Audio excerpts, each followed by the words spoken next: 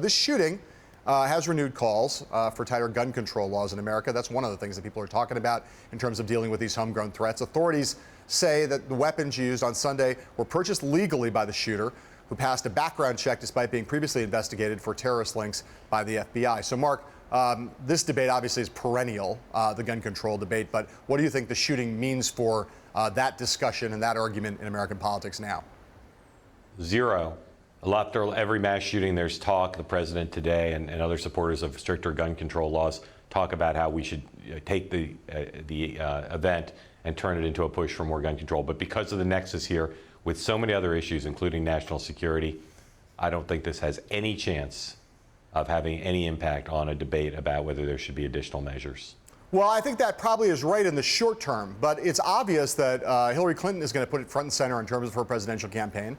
It's also obvious that that there is a wide degree of agreement among most American voters that certain kinds of common sense gun regulations they'd be for if they were put before them. So the question, I think, is if Hillary Clinton makes this central to her campaign, and if Democrats retake control of the Senate or the Senate and the House, does the political circumstances that currently constrain action in this area, might those change? And again, Hillary Clinton's been putting this front and center for months now.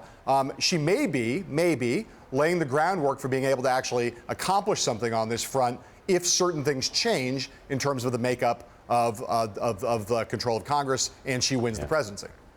I should have been more clear. I meant in the short term. In the long term, I agree with you exactly. I think that Hillary Clinton is going to be the most aggressive candidate in the history of the country, advocating more aggressive changes in gun control laws, and this event is something she will talk about. So, if the face of Congress changes, if Hillary Clinton wins and considers herself to have a mandate for it, absolutely could lead to change. In the short term, though, the short-term debate is not going to be about between now and the end of the year how to change gun laws, because Republicans aren't going to focus on that, and they still control the Congress and a lot of states. Right. We totally agree about the short-term prospects, but you know, there's no issue on which there is, if you judge by, and we're going to talk about Secretary Clinton and Donald Trump's speeches today, but there's literally no issue on which there's more clear division between Hillary Clinton and Donald Trump than on this very issue, if you just take them by their words over the past months and today. And so I do think, you know, there's a predicate by Secretary Clinton being laid down here. Again, if we assume that this is not the last attack of this kind that we see on the homeland, and if certain things change, I do think it may be the first time that there could be measurable change in this area in many, many, many, many years if those things happen in that sequence.